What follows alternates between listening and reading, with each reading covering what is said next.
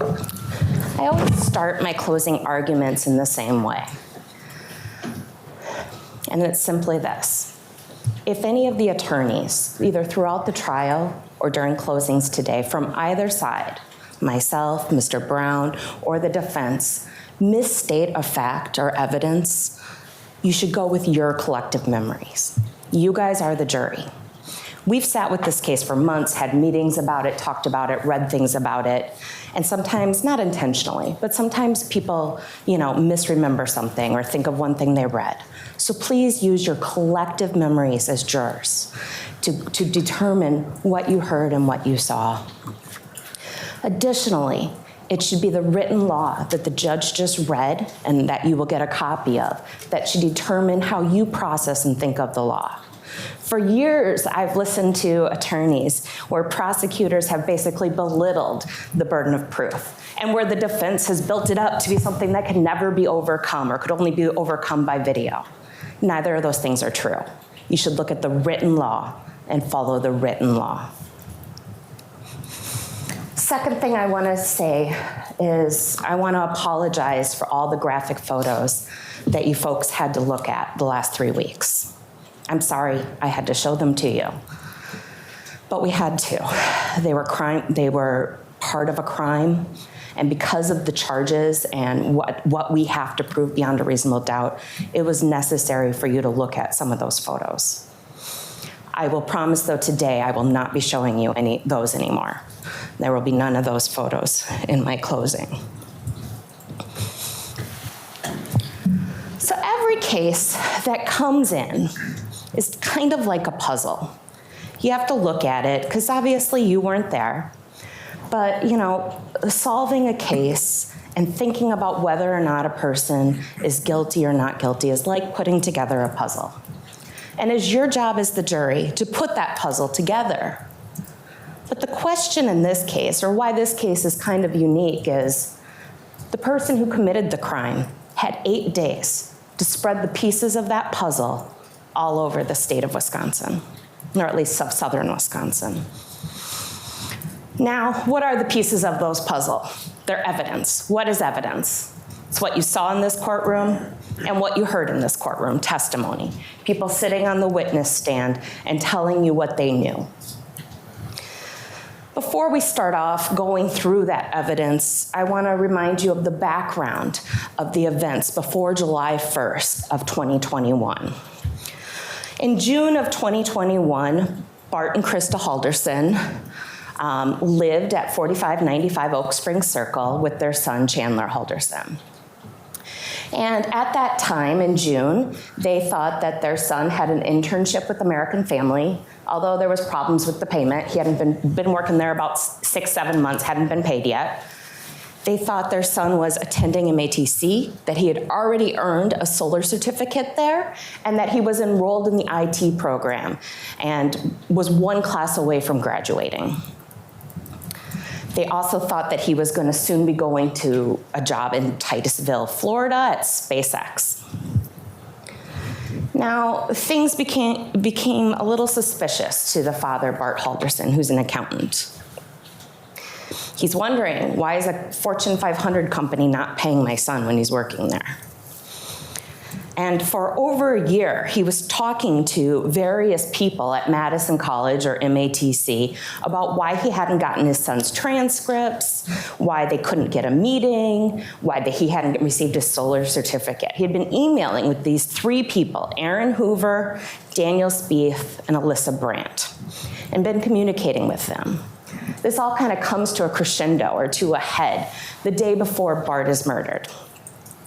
And on that day, he has a phone call with Omar Job. He starts off this phone call, you can just tell in his voice, he's angry, because he thinks this college has been giving him and his son the runaround for about a year. They're not doing their job. And so he's kind of aggressive at the beginning of this call. You don't really like him until you know the whole story.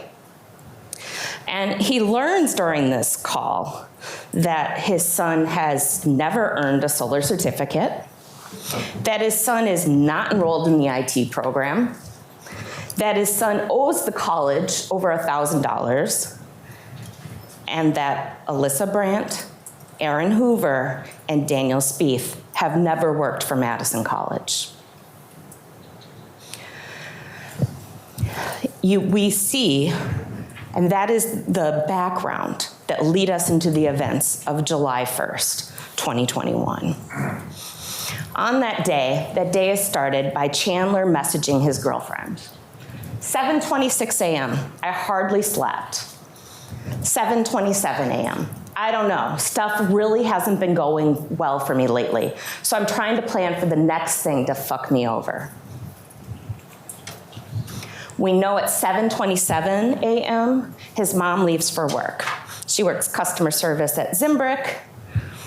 She heads to work. We then know at 7:51 a.m., Chandler messages his girlfriend, yeah, I had a great future planned and it's falling apart. Now, what does he know at this point? His dad does send him a text message the day before saying, I spoke to Omar Job. I honestly don't know if that meant anything to Chandler or not. But things are coming to a crescendo. And what we do know is he texts his girlfriend at 1:04 p.m. I overheard that they may go to the cabin with their friends, and I don't know. But I don't know. And we also know that on Bart's work calendar, he has a meeting with Chandler and MATC. I don't know if Bart confronted him the night before. I don't know if Bart was going to see how long this ruse or how elaborate this ruse was going to get. But this topic was going to be discussed, and there would be a coming to terms. We know that at 2:10 p.m., Bart texts Chandler, I'm ready whenever you are. What happened next? Well, we have to look at the evidence. There's a spent shell casing in the basement of the home. There's a bullet fragment, noticeable reddish-brown staining, also tests positive for Bart's DNA. That's the bullet that went through and through Bart. The spent casing, and that casing tested positive as being shot from the rifle that belonged to Chandler. We know that Chandler got this rifle about 2 weeks prior, and it was found in the barn on Irwin Road. We know that he got it from his friend Smith, and he was given a bunch of ammo. We also see evidence in the basement of a divot from ricochet, a fresh divot. Also, blood, a quadrillion times more likely to be Bart than any other unknown person. More blood. And we know that Chandler texted his mom this. Dad's phone died. Text or call me. Remember, Dad's phone had a charger right there on the desk. You can plug your phone in and within 10 seconds send a text message. I think here there's a half-truth. Dad's dead. Dad died. Oh, and get me soda on your way home. I have an extra hour of work. We know Chandler didn't have a job. He's stalling. Get his mom to take more time. Okay, I can, she says, smiley face. We know that she returns to the house at 5:12 p.m. We also know that her blood is found in the basement as well. And at 5:11 p.m., Chandler starts writing the following note. Weekend chores, H2O2 and lemon. So that's hydrogen peroxide, which cleans up blood, and lemon, which is a deodorizer. Door handles, move your shit upstairs, get a job. Interesting, if he would have just gotten a job, he wouldn't have had to do the prior 3. And clean the floor. That came back in a search warrant for his Google account.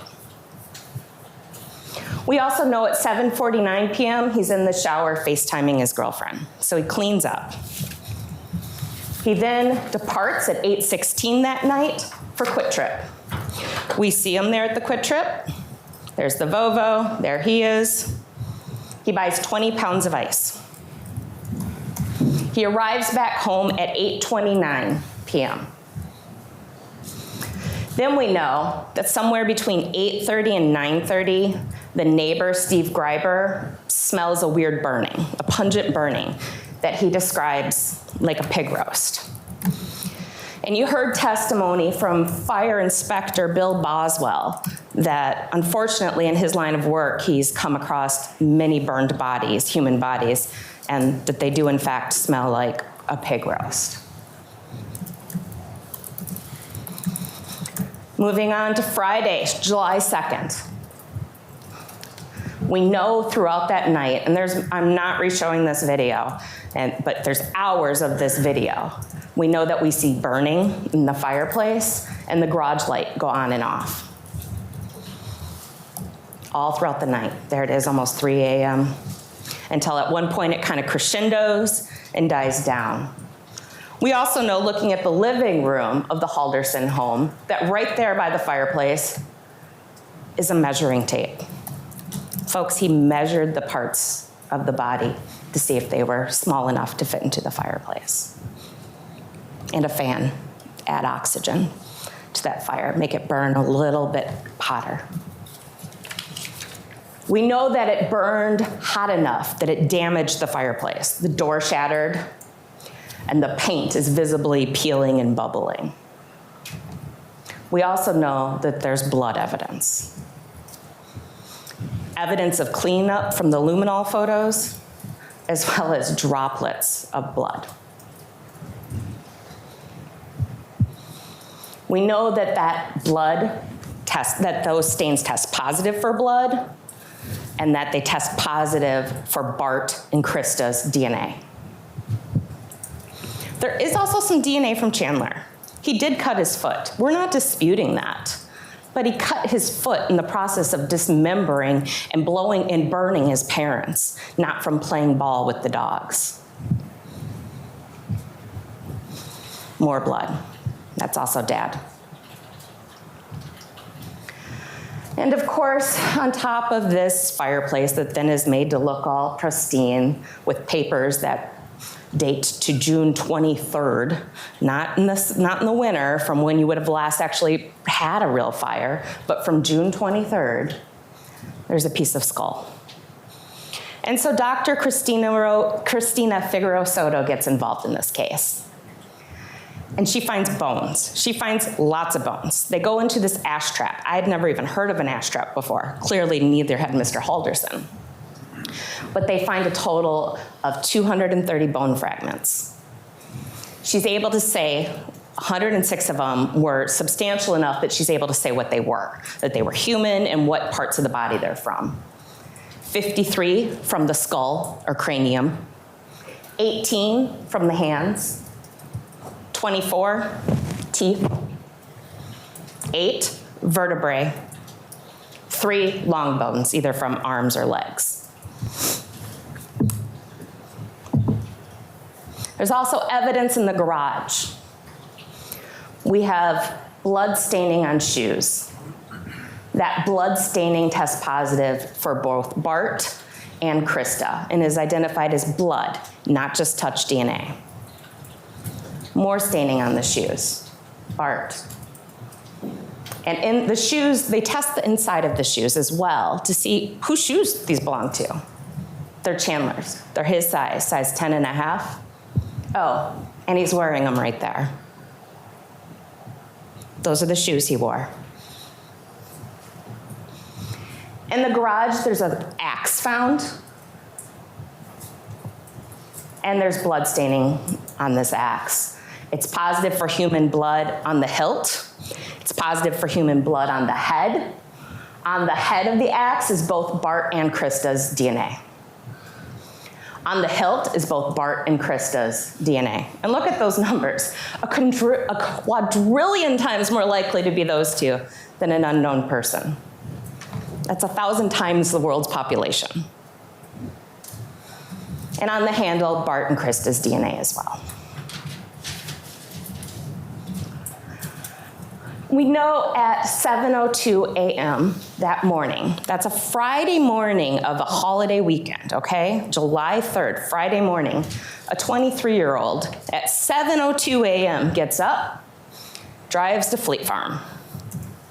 Again, wearing those shoes, he buys a tarp.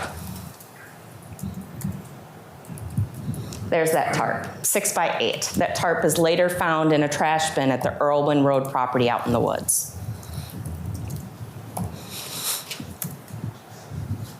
He returns home at 7:31, and we see the following, throughout the day, we see the following text messages between him and his girlfriend. We're set for this, we just need ice. And now hydrogen peroxide, because I stepped on glass. Later, there's more talk, whether she will come or not. But if your mom has an extra bottle, that'd be great, and a Swiffer wet jet. Okay, I do kind of, and there's more talk about whether or not Kat will be there and what time, and Chandler responds, okay, I do kind of need the Swiffer and the peroxide and stuff. Oh, and remember ice. Didn't he just buy 20 pounds of ice less than 12 hours earlier? But he needs more ice. What does he need that ice for? Well, the fireplace broke. We know there's a freezer.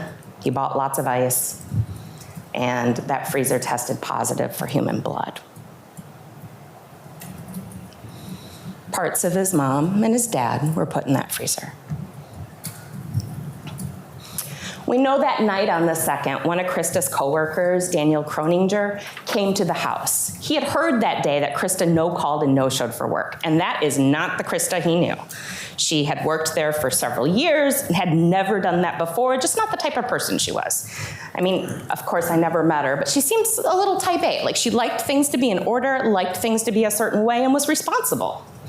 So he comes over, and Chandler begins to tell the tale of, yeah, they went up to the cabin, they left this morning with some mystery couple, you know, she probably just forgot to take off. Even though our boss testified that she would often take off a year in advance and get the dates right, and had dates planned out in the future. But Daniel seems to be somewhat satisfied with that. Here's the problem. Krista's phone is responding to towers in her house. She didn't go anywhere. She never left that house. There are cameras on every side of that house. We know when Krista went in, and we never see her leave. This is not a whodunit, folks. That house is surrounded by cameras. We know who came and left.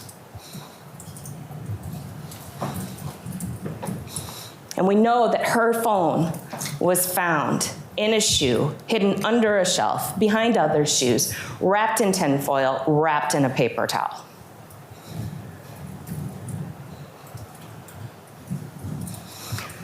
Dan leaves about 10 minutes later after talking with Chandler, and Kat arrives and spends the night. And they spend the night on this couch fort. You probably thought, why are they putting in evidence about that? Who cares where they slept? This is why it's important. A normal bed, a queen size, is about 5 feet wide. 2 people can sleep there really comfortably, and for the most part, not disturb one another, unless you're a rather light sleeper. But Chandler has a problem. He has body parts in the basement of his home, in the freezer. What if Kat gets a hankering for some ice cream and goes in there like she had before? He needs to be able to control her that night. He needs to be able to know if she wakes up and where she goes if she does. So he builds this, a thing that has walls where you really can't get in and out of it gracefully. It's his way to know where she's at. I'm not sure if his girlfriend realizes how lucky she actually is. Saturday, July 3rd, 2021. Kat leaves at 6:55 a.m. She has a job. And we know at 7:47 a.m., Chandler is once again up and leaving the house, headed for Roxbury. How do we know that he's headed for Roxbury? His Snapchat shows him there. Kat kind of keeps track of Chandler's location, and they snap each other all the time. She finds him there. His phone also puts him there. and he's quite close to where the remains were found. We also know that is an area he frequented. That's a picture of him about a year before, standing there with a knife. And that white tent in the background, that's where they found Mom's legs. Dr. Rogalska performed the autopsy of the legs. And there's only certain things she can tell us from the limited amount of human body remaining that she was able to do an autopsy of. She can say that Krista Halderson was dismembered post-mortem, so after death. She also, looking at a totality of the circumstances, puts the cause of death as homicidal violence. Ladies and gentlemen, I cannot tell you if Krista was shot, strangled, stabbed, or something else. I can't. What I can tell you is we have 5 bullets missing from a magazine, and we know that Bart Halderson was shot 2 or 3 times. So there are 2 missing bullets, but I don't know if she was shot. What I do know is she entered the house, and it was only Bart and Chandler there. No one else. She died of homicidal violence. Manner of death, homicide. And those are legal documents that the ME has to put these determinations on. We know that Chandler arrives back home at 9:31 a.m. Later that day, he goes to Dulce's house, and he returns at 3:07 p.m. And that night, though, we know he leaves his house at 10:08 p.m. And we know he goes up to Portage along the Wisconsin River. From his house to Portage and back. He's up in the Portage area from at least 10:37 p.m. to 11:03 p.m.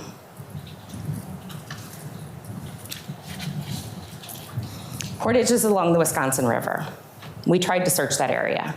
The Wisconsin River has a very strong current. People drown there every year, and we never find their bodies, and their bodies are whole. They attempted a dive. It was unsafe. We didn't find any evidence there.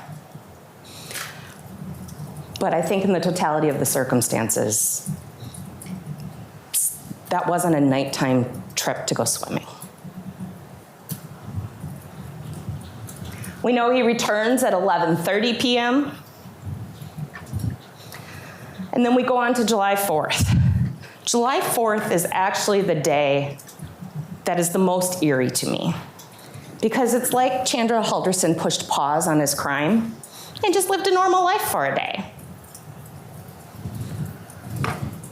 On July 4th, he spends the day with his girlfriend and his girlfriend's family. He goes to the farm, uses the pool, eats dinner, they have some sort of barbecue, and he asks permission to return the next day and use the pool. On that day, he does do one thing concerning his crime.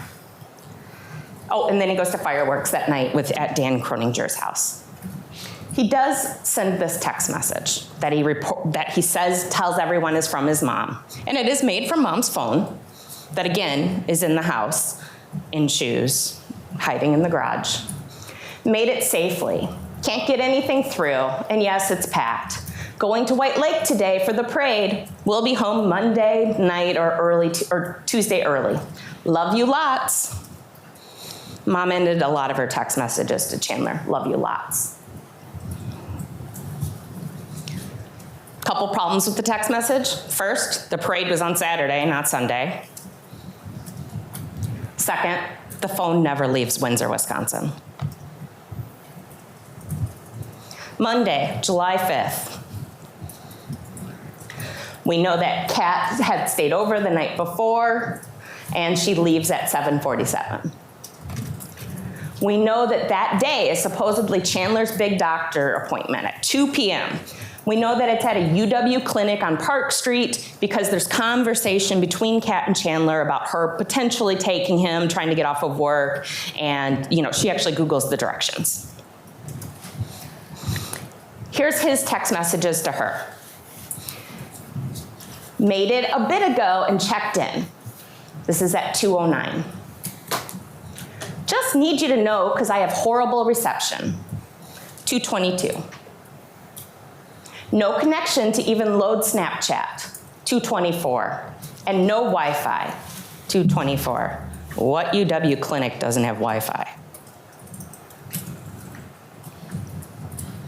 They took an X-ray and CT scan. Nothing bad on the X-ray. CT scan, hun. They haven't determined anything, but with my legs, like they were, and I gotta wait to hear what they determined. Chandler never went to any doctor's appointment. He's at home, sending these text messages to his girlfriend, keeping up his ruse. Nowhere close to Madison, certainly not on Park Street. He does leave the house, though, that day.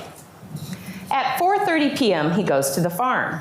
We know about that. He leaves a voicemail for Kress, and then him and Kress end up having an interaction, and there's this whole conversation about using the pool. We also hear from both Kress and Dulce that they went by the pool, and there was no Chandler. So they take their little lawnmower. What did Dulce say? Granny's on a lawnmower. And they ride to where his car is. And the back is up, the trunk door, the hatch. And no Chandler. It's by the wood line. They see Chandler at some point kind of exit from the wood line. And indeed, his phone does have him there. And Kress is concerned enough. She thinks something's happening. I don't think she thought this, but she thought something was happening. So she asks the deputies to come take a look out in the woods there. So Brent Baverstock comes. He sees turkey vultures. He knows what he's about to find. He probably thinks he's gonna find a whole body, but he knows what he's about to find. And there was Bart Halderson's torso. Dr. Breslauer did the autopsy of Bart's torso. She said he had at least 2 gunshot wounds, possibly 3. She couldn't tell because some of the deterioration of the muscle, whether or not it was like 1 wound tract or 2. So at least 2, but maybe 3. That he was shot in the back at least twice. That there was bullet material located in his body, and that 1 shot was a contact wound. The muzzle of the gun was touching his skin on the back. This wasn't a, oops, the gun went off. This is a, got you. You're dead.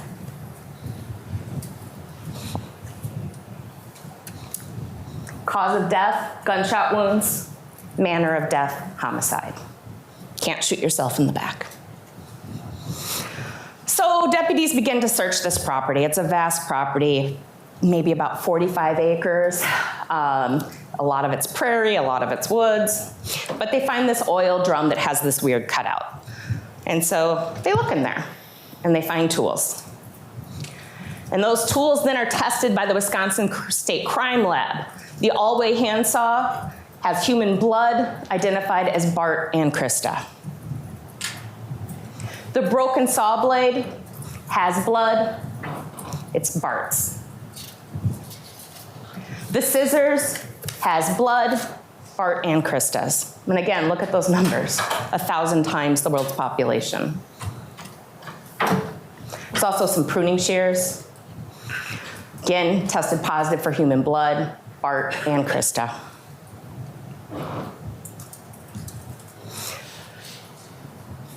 And the head had Bart.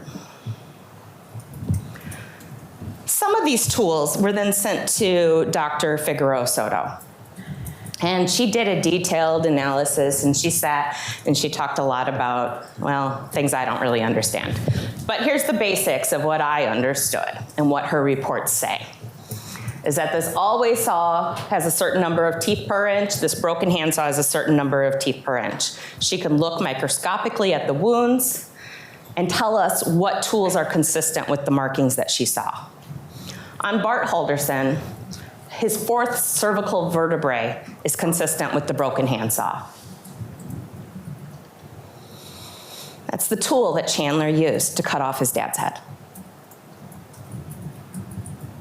And of course, that handsaw, or that blade, has DNA, Bart's. Tools used to dismember Bart Halderson: the right humerus, consistent with that all-way super saw, right femur, consistent with the all-way super saw, and left femur, consistent with the all-way super saw. That's that saw. Again, has Bart's DNA and blood. Analyst McMahon from the Wisconsin State Crime Lab also looked at some of these items found on the Irwin Road farm. She looked at that saw blade, and she compared it to the saw handle found in the garage of the Halderson home. And she did what she does. She took some measurements, puts things precisely, and found that they were a match, that those items fit.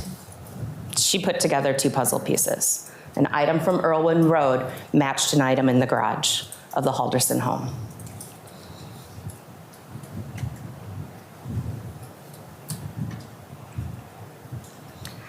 She also took a look at the tarp in the garbage can. And there's a couple links back to the house with this garbage can. There's an extra lid to a garbage can up in that room that was, I think, at one time a bathroom and that they were remodeling. And there's also a matching sort of container in the garage. Inside of that container found on the farm is a piece of yellow duct tape. That duct tape had blood that was Bart Halderson's. On that tarp inside of that trash bin, there's more yellow tape. More yellow tape. And there's yellow duct tape found at the house. So Analyst McMahon pieced these together microscopically to see if they were a match. And she looked at them and found that they were all one continuous piece of tape. That's the tape he wrapped around the tarp to seal up his dad's torso.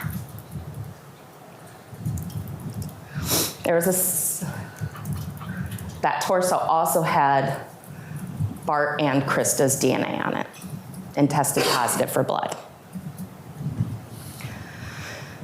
Analyst Matson looked at some various items from the farm as well. She looked at that same tarp and found a fingerprint from Chandler. Now remember, that tarp we have Chandler buying at Fleet Farm. It would have been bought and packaged with no fingerprints on it. Here we find it covered in blood with his fingerprint.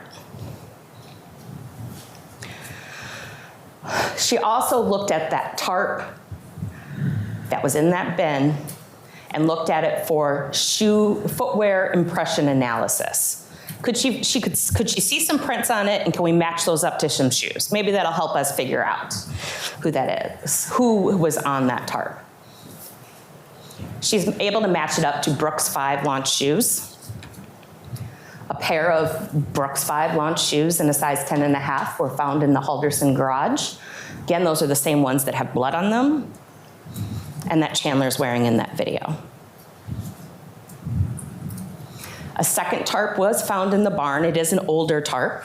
They tried to do footwear analysis on it, came back to a Ralph Polo shoe. We never found one of those.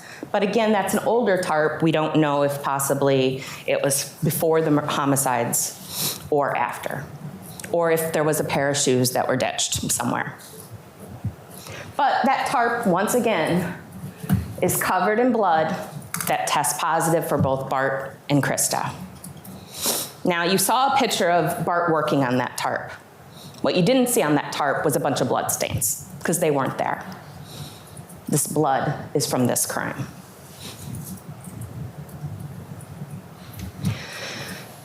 Chandler gets home from the farm at 8:54 in the evening, after going to the farm and later having dinner with Kat.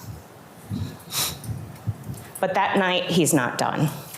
Early in the morning of the 6th, we see the fireplace burning more. Not as great as before, but some burning. We also see that garage light go on and off, on and off. I think it's a total of 7 times, Deputy Wilk. And that's throughout the night. And we know at 4:30 that morning, Chandler leaves and goes into Madison. We know he goes into Madison from his phone records. We don't know what he did there, but we do know it was a trip that started out in the dark. We know he didn't have a job. And we know Madison's surrounded by lakes. Use your common sense. Wednesday, July 7th. We know the Subaru departs at 9:36 and that Chandler goes to the farm. We know he goes to the farm from both his phone records, but also from this text exchange with Kat. Kat texts Chandler asking where he's going, and he replies, farm, but no one here, so leaving. We also know that out in the farm was found a Target bag that had been at Chandler's house. How do we know that? Because it has Kat's name on it from the pickup order of the stuff she brought over to Chandler's house, she testified about. That bag is full of bloody rags. We heard from Chris, those aren't from her house, and Catherine, that those aren't her rags. Chandler took a bag full of bloody rags, disposed of it at the farm, and a bag with Kat's name on it. And those tested positive for blood, but were not suitable for DNA testing. He comes back to his house after being at the farm, and he leaves and he goes and reports his parents missing at the police department. So he reports his parents missing. Later that evening, he has a couple visitors. There's close family friends, the Hilgendorfs, and there's two girls that are about the same age as the Halderson brothers, and they go over to try to comfort Chandler, because that's what Krista would want them to do, one of them testified. So that's what they were gonna do. They go over there, and through a series of events, Chandler starts giving them legal advice about police cooperation. You know, you don't have to turn your phone over to police. They don't have to image it. You can just take screenshots and text it to them. Your parents are allegedly missing. You just reported them to the police as missing, and you're encouraging people not to be fully cooperative with police?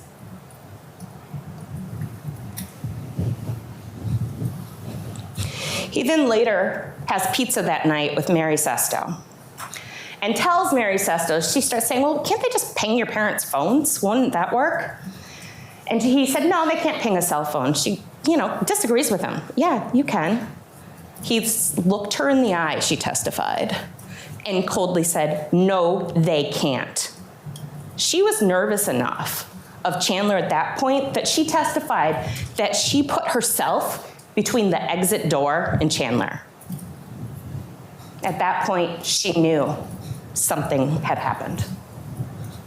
She just didn't have the evidence to back it up yet. Just her gut feeling. On July 8th, Chandler goes around the neighborhood and questions neighbors concerning video footage. In all fairness, his uncle did recommend that he do this, but his uncle also said it's to preserve that evidence. If you watch those videos and listen to that audio, when people and his neighbors say, yeah, I turned it over to the police yesterday, he doesn't say, okay, thank you. He starts asking him questions. Does your camera pick up the road? Does it pick up my house? Does it pick up my driveway? He's not trying to help the investigation. He's trying to figure out, are the police on to me yet? He gives media interviews to 3 different stations. And as more and more squad cars arrive, he starts calling the police, asking, hey, what's up? Also that day, on July 8th, he does some Google searches. The timing of these searches is incredibly important, folks. Those searches happened at 9:44 and 9:45 a.m. Torso is not found until 3 p.m.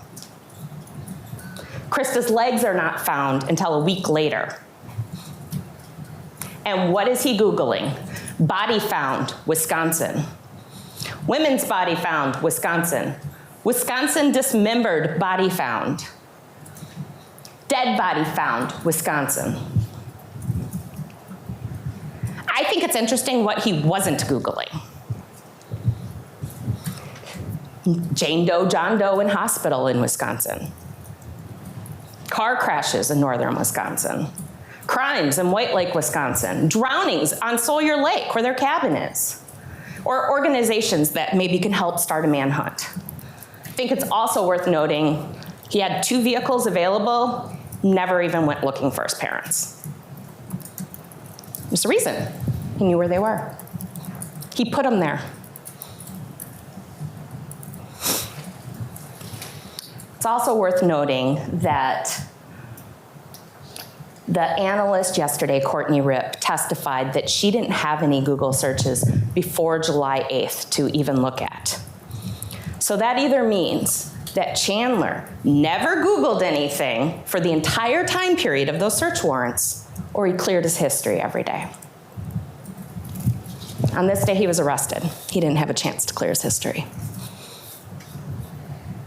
So he's taken down to the station where he gives about an hour and a half, 2-hour interview where he gives this same lie of this mystery couple of, you know, taking lots of alcohol to the cabin, taking a large amount of cash, because, you know, accountants love to keep large amounts of cash around. And at some point, Detective Hendrickson is like, we know you're lying. We know your parents are no longer here. Why don't you tell us the truth? And at that point, Chandler's arrested. So that's the evidence, folks. That's the pieces of the puzzle in this case. It's not a whodunit. Cameras all around. We know that Bart and Krista went into that home and never came out, at least as whole people. That their bodies were found dismembered, discarded, and hidden throughout the southern half of Wisconsin. That's what the evidence shows. We have experts from DNA, fracture matching, trace, footwear, fire inspector. We have bones in the ash trap. Chandler Halderson killed his parents. But I think it's very important to point out that Bart and Krista Halderson are not a puzzle. It's a good metaphor. It's a helpful metaphor, perhaps, to look at evidence. But they are 2 people that were very much alive on June 30th of 2021. They are 2 people that deserve to be treated with dignity and respect. They were somebody's spouse, somebody's parents, somebody's brother, somebody's sister. They were loved by their neighbors, they had close friends, they had jobs. They were normal folks just trying to live a normal life. They don't even get to be buried next to each other. Ladies and gentlemen of the jury, I'm asking that you give justice to Krista and Bart Halderson, and that you treat them with the dignity and respect that their own son has never given them. Thank you. Thank you, Attorney Raymond.